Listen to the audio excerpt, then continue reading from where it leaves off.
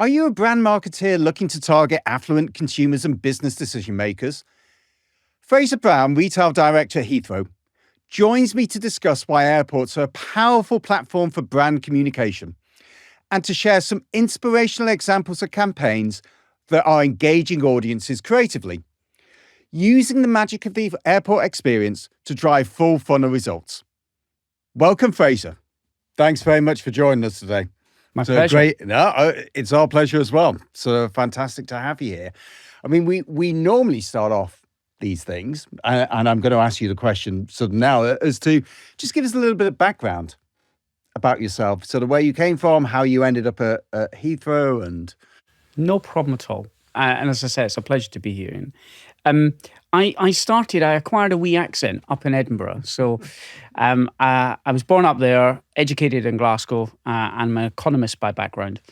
And I took that education and I've been in business for the last X years of my working career. So I worked for Exxon, the large US oil company, which then became ExxonMobil. And in 2006, I was looking for something exciting, sexy, and all about growth. Mm-hmm. And I couldn't describe selling fuel as any of those things. So I found what was BAA, the British Airports Authority, down in Gatwick. Mm-hmm. And I started in the commercial team down there. Mm-hmm. Lasted a couple of years. And since 2008, I've been up at Heathrow. So just after the opening of Terminal 5. Okay, so you've been there sort of... a wee while. A wee while indeed. I mean, that is... I think most people would probably say more than a wee while, actually. Yeah. On that, I mean, the travel sector in the UK, yeah, obviously big growth sector at the moment, but can you tell us something about the dynamics of it? Well, firstly, it is dynamic. So, I think things like World Travel Market and others talk about how big hospitality and travel is as part of the global economy. And it's massive. Whether it be directly the world that I inhabit of airports and airlines or hotels or hospitality or whatever else. So when you add all of that up, the theatres, the restaurants, everything else, it's a massive part of the global economy. And it's been growing. A really interesting statistic, Ian, is only 11% of the population in the world have been on an aircraft. Now, when somebody told me that a few weeks ago, I was taken aback. We think about it, particularly in a Western culture frame of reference, as just the norm. Mm-hmm. In many ways, a lot of us grew up in what has been described sometimes as the EasyJet generation. When Stelios started in the 1990s up at Luton with an orange aircraft, or a white aircraft as it was, with orange writing on it saying what the telephone number was, not easyjet.com, what the telephone number was, selling airline tickets for £29. That really democratized, to many senses, travel. Mm-hmm. I remember my parents' generation, to go on a plane was a big deal. To be able to afford to go, you typically had to book a return flight, and it had to include a Saturday evening. A lot of us have almost forgotten that. Nowadays, it's so easy to click on, whether it be a third-party site or an airline site, and book a relatively low-cost flight, even if you're flying on a full-service airline. And it's obviously full-service airlines that Heathrow welcomes in and out of the airport. The relative price of an air ticket now, compared to maybe 20, 30, 40 years ago, is significantly less. So it is an incredibly dynamic part of the world. And for an airport, we get caught up in saying the word, I think, Ian, too quickly. If you split it back out into its constituent part, the air and the port, we're a port of entry and a port of exit for people and for goods. So in the same way that in central London or in the east part of London, the docks area was, in many ways, the port of the world. If you go back in your history, nowadays, for the UK, the biggest port by value, certainly for goods, is Heathrow. So quite often, commentators will talk about, particularly as we went through the challenges of Brexit, they'll talk about the exports, the imports, our international trade, and there'll be somebody in a high-vis jacket standing at the docks at Southampton or Felixstowe. Actually, by value, more stuff is going in and out of Heathrow. You just don't see it. You and I are sitting on top of it when we sit on that seat on the aircraft, because it's, along with our bag in the hold, it's a whole lot of cargo, whether that be Scottish salmon, whether it be seafood, it could be jewellery, it could be foreign currency. But by value, Heathrow is the biggest port. And of course, as well as being for goods, it's the biggest place for people. We've got 84 million people. Think about the number. More than the population of the country will go in and out of Heathrow this year. And it's that number of people, that audience, to use the marketing term, that makes Heathrow such a dynamic place, such a really interesting place. Yeah, in terms of the size and scale, though, what you were mentioning, number of people who travel through Heathrow, and the huge audience. I mean, that's a phenomenal sort of potential opportunity for advertisers. It's a potential opportunity, and it's an opportunity that's been realised for many years now. Heathrow is recognised as the most connected airport in the world. We fly, or you can fly, to 234 places in the world. With across about 80 airlines. There is no airport in the world that is more connected. Yes, you can find airports that are larger. Typically, they're in North America, where, big airports that you might have flown through, I've flown through, like Atlanta and Chicago, physically bigger, but in many ways, a little bit like a bus station, lots of domestic travelers. Demographically, not as interesting, perhaps, for a marketer. But in terms of Heathrow, what makes Heathrow unique, it is that global reach and that fact that nowhere is better connected. So whether it be new markets in Brazil, whether it be wanting to go to the Far East, Middle East, or whatever, Heathrow does all of that. There are airports that are bigger internationally. Dubai would be a good example. But actually their routes are much more concentrated into Europe and the Far East and the Indian subcontinent, whereas we literally fly all over the world. And you're absolutely right. That's why it's interesting for brands. So if you want to connect with a large UK-based audience, UK residency and make up about half of our customers. But if you then want to connect with the world, the other half of our customers are the world. So what have we got? We've got a large number of people. We've got a very varied group. And demographically, they're very, very affluent. And I think those three things together, those ingredients, makes it really interesting for advertisers. And I would also imagine as well, attention. And that's... I mean, I could turn the tables, almost say, ask the question to you, what do you think about airports? But what I'll tell you is going through an airport, however frequently somebody travels, it is not an everyday occurrence. So what we do know from research is that passengers, from an emotional point of view, are at a heightened state of emotion. We have them for quite a wee while. So from a dwell that we will talk about, from going through security, when you get your hand luggage searched, you get your self-search, you go through that arch, there's typically about 90 minutes of dwell time, as we would refer to it. And that's where, in that commercial area where we have our shopping, our food and beverage, and indeed a large number of our advertising assets, and indeed digital advertising assets, that's where people are. And we know from research that the mindset of the passenger at that point is very receptive to messages.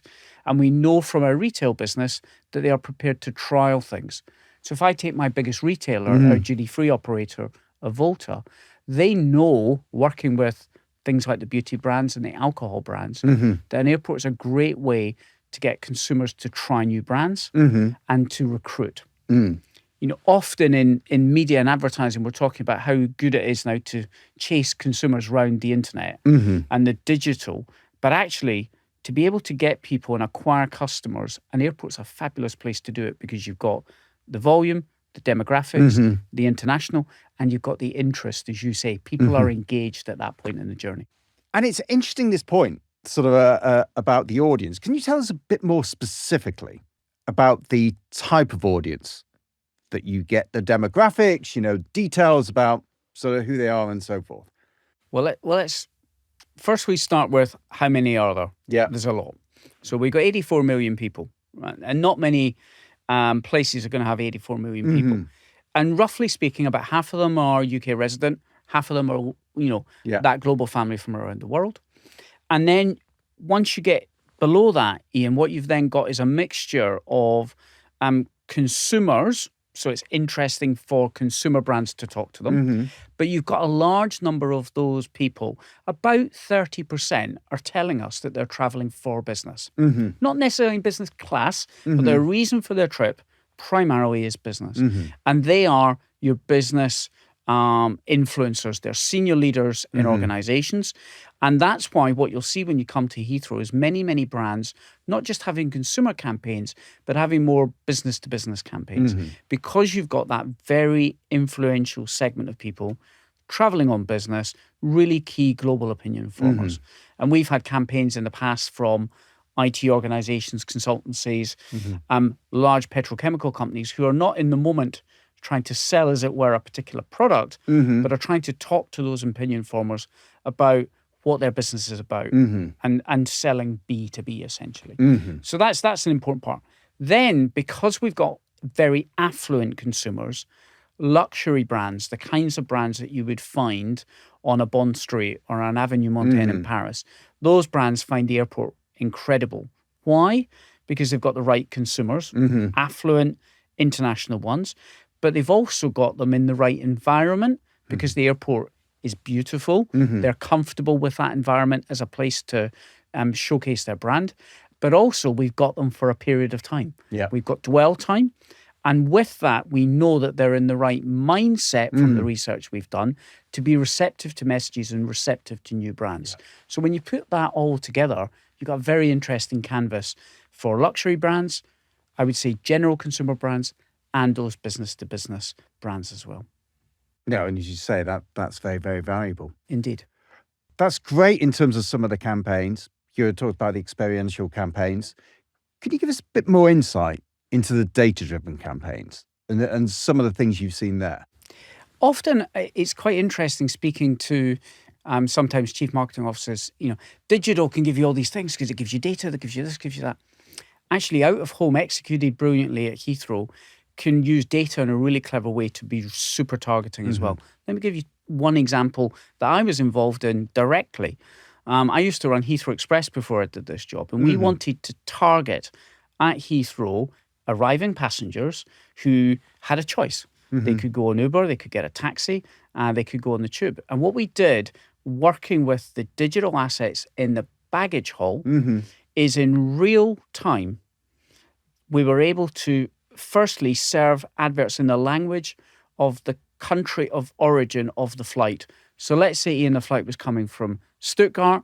We would mix the advertising on the digital screen between English and German, so that the person who was standing at the baggage carousel was getting served up messages in a language that they were comfortable with. Secondly, what we did, because we were trying to talk about the benefits of Heathrow Express, is we used real-time traffic data and the real-time Heathrow Express schedule to say what the journey time would be for you standing in the baggage hall right now into central London on Heathrow Express. And we use real-time traffic data to compare it with what the travel time would be in a taxi based on how busy the road network was. And then really cleverly, we used the taxi algorithm to tell you how much the taxi would cost and compare it with the price of Heathrow Express. So you're using, and that campaign, by the way, was award-winning because that was using data in an incredibly clever way, but it was providing a real consumer benefit. It was providing relevant, real-time information served up in a language that the audience was wanting at the airport on the digital screen. And I think that's a fabulous example of the power of digital assets at Heathrow. No, I think that's absolutely sort of spot on. That's some great examples there. And it's, with all those things that you mention, sort of a sector that would seem to stand out, as it were, where airports would be a great opportunity is luxury. And not only might stand out, but does stand out. So Heathrow has a large number of luxury retailers already present at the airport. We have beautiful boutique stores from the type of brands that one would typically see here in London on Bond Street, on Avenue Montaigne in Paris, or Via Napoleone in Milan. And those brands are there for a couple of very clear reasons. Firstly, they recognize the value to their brand of being present. So that kind of almost showrooming value. The idea that international affluent consumers are flying through Heathrow means they want to be there. That's the first thing. The second thing is that we know that people are prepared to spend when they're in the airport. So they want to be there from a pure trading and a pure selling point of view. They sell their goods to our passengers as they're traveling through the airport. And actually, if you think about it, a lot of affluent consumers are now not necessarily going to be present in the central metropolitan cities that those brands have their large flagship stores. If you think about London, a number of affluent people live in what we traditionally call the English home counties. They're not necessarily coming into London, into Bond Street. So actually going to shop in Cartier, going to shop in Tiffany or LV or Chanel or Hermes or Bulgari or Burberry or Gucci or any of the others that we might have at the airport. The airport's a very accessible place for those consumers. And it's also very accessible even for people who are new to the brand. And I say accessible in both a psychological and a physical sense. If you think about some of those luxury brands, often there is a burly security person at the front of the store. The door is often shut and sometimes locked. You don't have that in an airport environment. It's physically open, so it's physically accessible. And psychologically for passengers, we know that that is a real one big barrier that's not there, and will get them to go into the store, maybe with a propensity that they wouldn't on a downtown one. So you're absolutely right. Luxury is a real opportunity, but it's not the only opportunity. And that's what I want to talk about. I mean, for marketeers, as you say, it's not just luxury. It's across the whole range of goods. And the opportunities at Heathrow, just given all the points you say, would seem quite immense. And I think I would put them into two broad buckets. One is consumer brands. So we've talked about luxury, but you're absolutely right. Other categories, as it were, are available. So beauty is our biggest single category from a selling point of view. So for the beauty brands, the big houses, the individual brands, airports are very good places. And as I say, because consumers are prepared to trial things, consumers can be very loyal, very tribal to particular brands, particular products. And for some of those beauty brands, it's quite difficult to incentivize trial. Airport's a great place to do that. So having physical things on site and supporting that with media, really important. Ditto with something like alcohol for a category. But equally then you have the other part, which is the non-consumer brand and what we would describe as the business-to-business advertising. A little bit like, and I said at the start, I was an economist by education. So I still subscribe to that title and I'm very old-fashioned. I get it delivered. Not very good to say talking about digital changemaker, but I've got this analog magazine every Saturday that drops on my mat. And inside that, a lot of the advertisers that use that title are business to business. They're interested in the kind of opinion formers, business leaders that are reading that. Well, Ian, guess what? Those same people are traveling through the airport. So from a business to business, an opinion former point of view, if you're selling, for example, IT switching technology, if you are wanting to talk about your latest corporate social responsibility or ESG area, and you want opinion formers to be aware of that, telling that story at the airport is very, very effective. And telling it at Heathrow is particularly effective because of our unique demographics. You know, we are the UK's only hub airport. And by that, I mean 80% of the UK's long-haul flying goes in and out of Heathrow. So very much the large international flights, the long-haul destinations, whether it be North America, Middle East, Far East, South America, or whatever, it's going in and out of Heathrow. With the greatest respect to the other airports, they're typically more leisure-orientated. They're typically more regional-orientated to Europe. Heathrow, as I said before, is the world. So if you want to hit global opinion formers with your corporate messages, Heathrow's a great place to do it. And it's also as well, I mean, it's talks about the marketing opportunity, talk about the audience that is somewhat unique and so forth. But it's also as well quite a unique environment in terms of creative, just given the screens and so forth and what you can do there that perhaps you can't do in a lot of other environments. So maybe for those people listening, maybe worthwhile, if we could just explore a little bit of that as well in terms of creative opportunity. For sure. And, when we talk about creative, I would start by what is the airport trying to achieve? So as the airport operator, we want people to have a fantastic experience as they go through the airport. Nobody wakes up and says, well, very few do, I'm going to the airport for the sake of going to the airport. We do have a few plane spotters around our perimeter taking some pictures, but you're going to the airport because you're flying somewhere. So what we recognise is what we're all about is trying to make the airport part of that journey the best we can possibly be. And we talk about our purpose, making every journey better. And that's a very simple business continuous improvement message about what we want to do.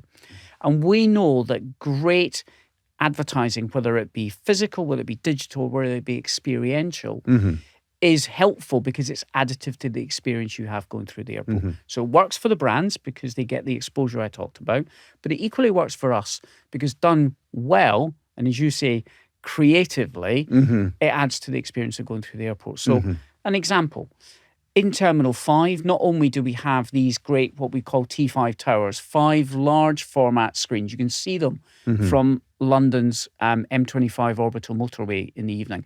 Very large format. You can run 4D on them, as Chanel ran a campaign with 4D. Incredibly impactful. You get the whole of Terminal 5's check-in area, which is over 200 metres long. So you get this massive awareness at scale. But then when you go downstairs in the departure lounge, we've done experiential sites in a quaternity. And by that, I mean working with our media partner, JCDecaux, but ourselves, with a brand and with a retailer. So you've got 4 parties involved. And you can provide an experience, an immersive experience. You can provide, whether it's sampling of a product, whether it's providing information about that, engaging with consumers, recruiting consumers.